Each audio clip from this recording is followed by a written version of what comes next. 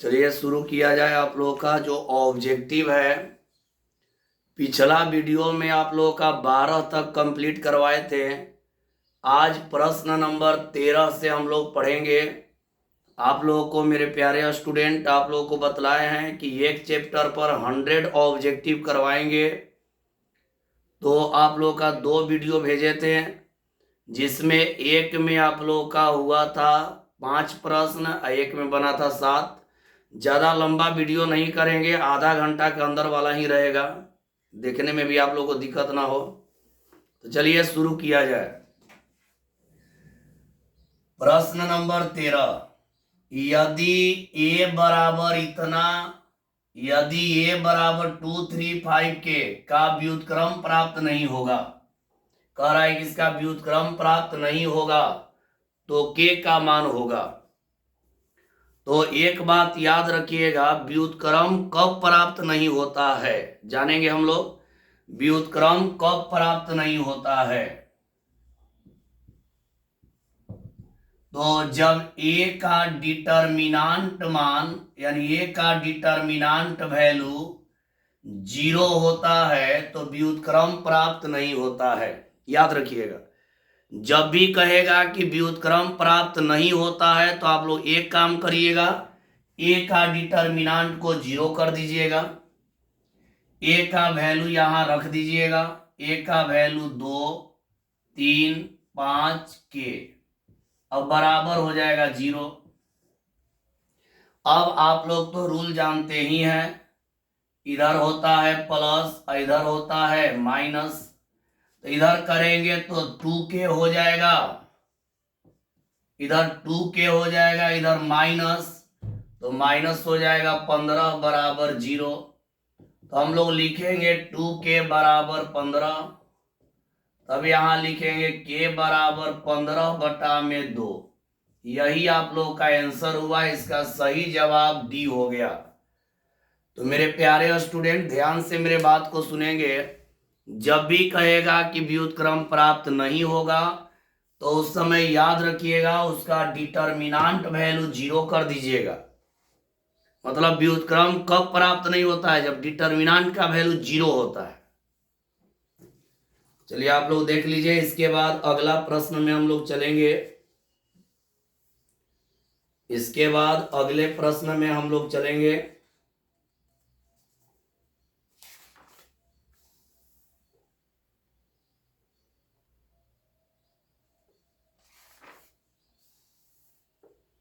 तो चलिए आगे प्रश्न में बढ़ते हैं।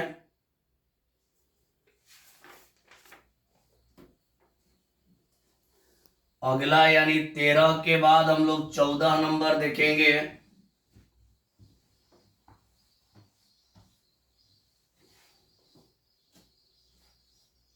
चलिए अगला प्रश्न देखते हैं हम लोग, 14 नंबर प्रश्न।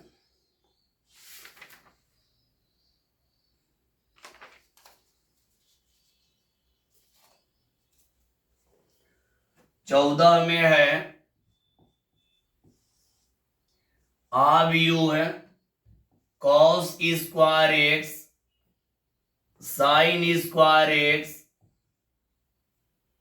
Sine square x cos square x plus sine square x cos square x, cos square x sine square x बराबर है, बराबर है मतलब ये बतलाना है कि किसके बराबर है। तो ये ऑप्शन में हम लोग का है 0, 1, 1, 1। बी ऑप्शन में है 1, 1, 1, 1। सी ऑप्शन में है -1, 1, 1, 1 और डी ऑप्शन में है 0, 1, 1, 0। अब यहां देखिए बीच में मेरे प्यारे स्टूडेंट, बीच में प्लस है तो बीच में प्लस है तो दोनों को जोड़ देंगे। तो यहाँ पे थोड़ा हम लोग ध्यान देंगे, आप लोग पढ़े हैं sine square theta plus cos square theta का मान होता है 1 होता है।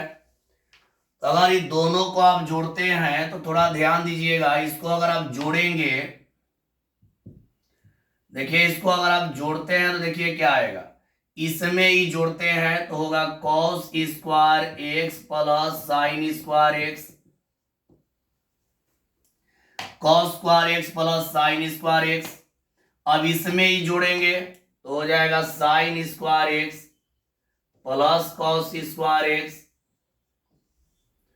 अब इसमें ही जोड़ेंगे तो हो जाएगा sine square x plus cos square x.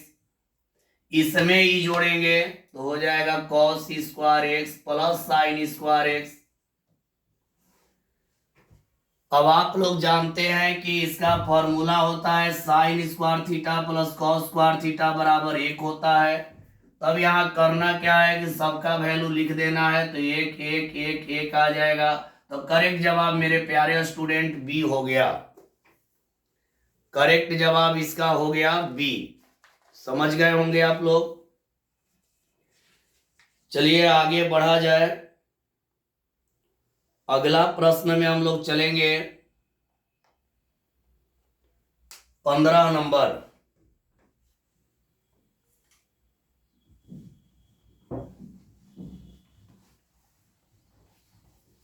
पंद्रह नंबर प्रश्न को हम लोग देखेंगे। तो अगला है 15 नंबर, ध्यान दीजिएगा 15 नंबर प्रश्न देखेंगे। 15 में है यदि ए बराबर 9 10 11 9 10 11 12 13 14 12 13 14 और बी बराबर है 11 10 9 8 7 6, तो ए प्लस बी होगा, तो ए प्लस बी होगा, ए प्लस बी होगा। ए ऑप्शन में है 20 20 20, सब में है 20 20 20 है। बी ऑप्शन में है 10 10 10। इसके बाद सी ऑप्शन में है 10 5 10 5 10 10 और डी में है 25 10 15 और यहाँ पे 15 10 25।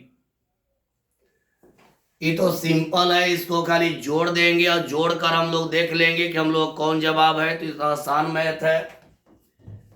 देखिए 11 में 9 जोड़ते हैं 20 आएगा, 10 में 10 जोड़ते हैं 20 आएगा, 11 में 9 जोड़ते हैं 20 आएगा, 12 में 8 जोड़ते हैं 20 आएगा, 13 में 7 जोड़ते हैं 20 आएगा, 14 में 6 जोड़ते हैं 20 आएगा। यानी करेक्ट जवाब कौन हो जाएगा? ए। दोनों ए और बी को हम लोग जोड़ रहे हैं तो जोड़ने पर सब में 20 20 20 आ रहा है। इसका सही जवाब हो गया ए। मेरे प्यारे स्टूडेंट, सभी लोग ऑब्जेक्टिव का अलग कॉपी तैयार कर लीजिए, ऑब्जेक्टिव का अलग कॉपी बना लीजिएगा। चलिए आगे हम लोग बढ़ेंगे और अगला प्रश्न में चलेंगे। चलिए अगला प्रश्न को देखते हैं हम लोग।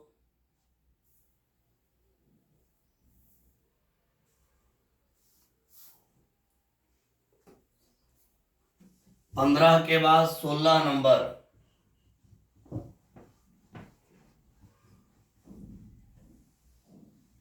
16 नंबर प्रश्न को देखते हैं। अगला है 16 नंबर। 16 में है यदि कैपिटल ए इक्वल ए आई जे 2/2,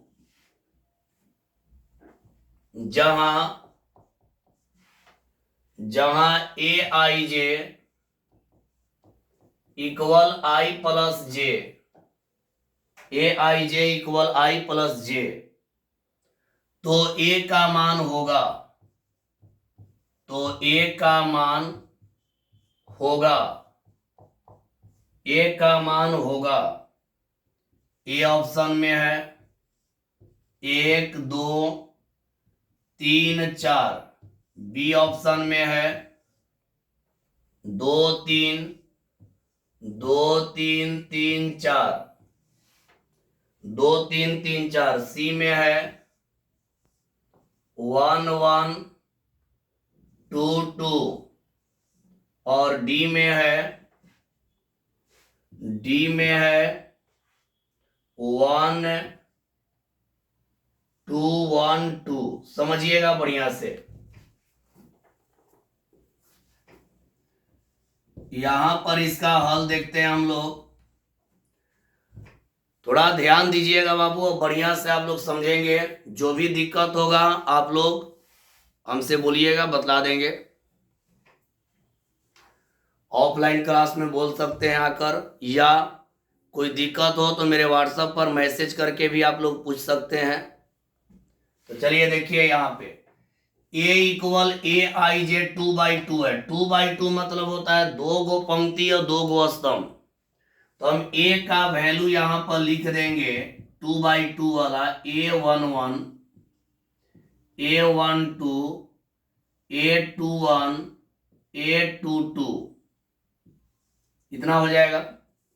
ई कैसे ध्यान देना है, यदि a इक्वल ए आई जे 2/2 है, 2/2 का मतलब होता है कि 2 पंक्ति 2 स्तंभ।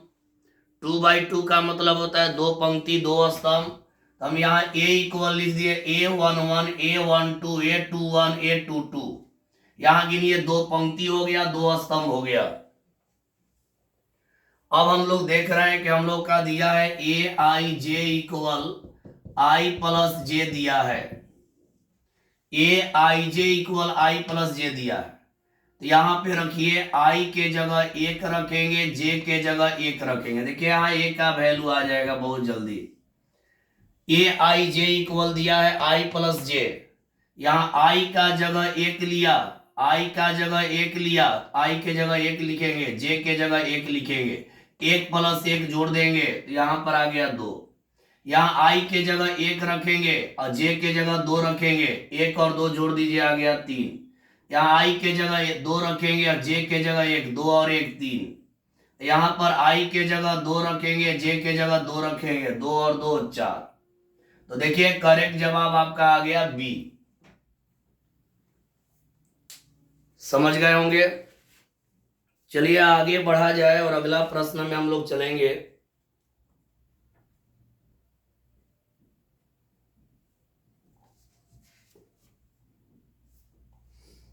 अगला प्रश्न में चलते हैं, इसको मिटा रहे हैं।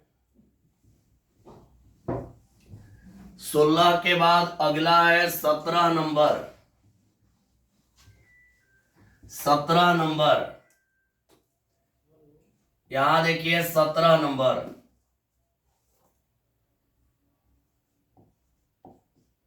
यदि कैपिटल ए एक एम गुणा एन कोटि का आव्यूह है, कोटि का आव्यूह है, तो ए के पावर टी की कोटि होगी।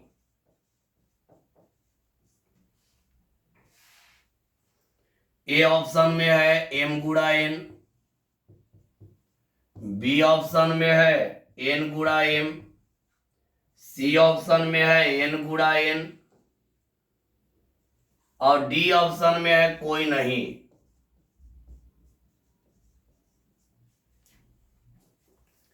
तो यहां ध्यान दीजिएगा, यहां पर ध्यान से हम लोग देखेंगे ए का कोटि दिया है, ए का कोटि,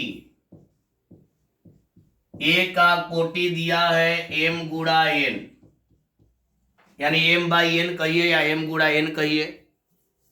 ए का कोटि दिया है तो कह रहा है अवयु, देखिए यदि ए एक m बाई n कोटि का अवयु है तो a के पावर t मतलब होता है परिवर्त का कोटि, a के पावर t का मतलब बाबू होता है परिवर्त, t का मतलब होता है परिवर्त। अब परिवर्त में आप लोगों को पढ़ाए हैं कि पंक्ति को स्तंभ बना देते हैं और स्तंभ को पंक्ति बना देते हैं। यहाँ a के पावर t का कोटि लिखेंगे तो परिवर्त में खाली बदल जाता है, जगह बदल जाएगा, पंक्ति का जगह स्तंभ, स्तंभ का जगह पंक्ति, यहाँ पे बदल जाएगा। तो यहाँ हो जाएगा n गुणा m, a का कोटि m बाई n है तो a के पावर t का कोटि n बाई m हो जाएगा। इसका करेक्ट जवाब मेरे प्यारे स्टूडेंट बी हो गया, करेक्ट जवाब इसका हो गया बी।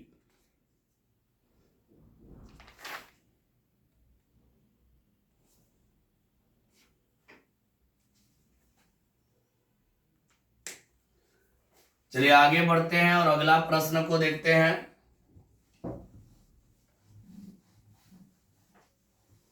18 नंबर प्रश्न है, यदि a बराबर 5x y 0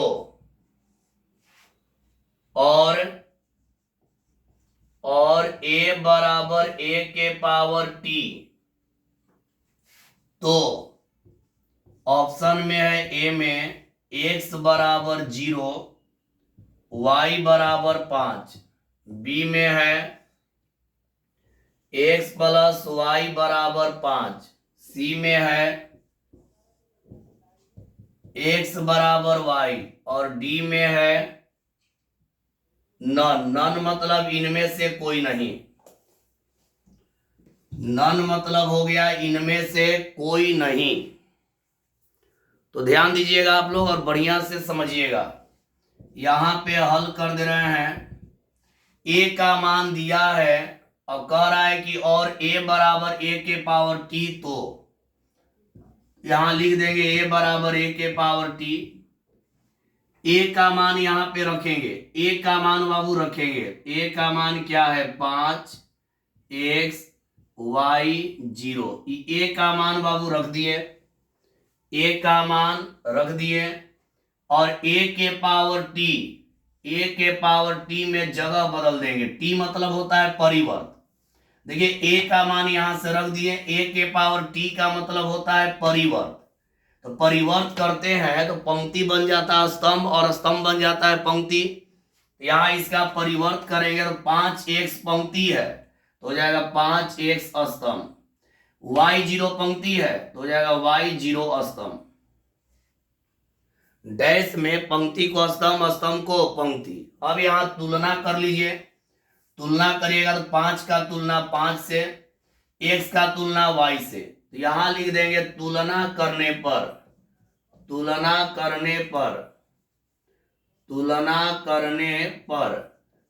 करेंगे प्यारे स्टूडेंट, तो तुलना करेंगे तो x बराबर y आ जाएगा। अब ऑप्शन देख लेंगे तो हमारा ऑप्शन नंबर है सी। तो मेरे प्यारे स्टूडेंट आज के लिए इतना ही, ज्यादा लंबा वीडियो नहीं होगा, डेली होगा, कभी कभी गैप हो जाएगा, लेकिन आप लोगों का हम बतलाए हैं कि एक चैप्टर पर ध्यान से सुनिएगा, एक चैप्टर पर 100 ऑब्जेक्टिव करवाएंगे।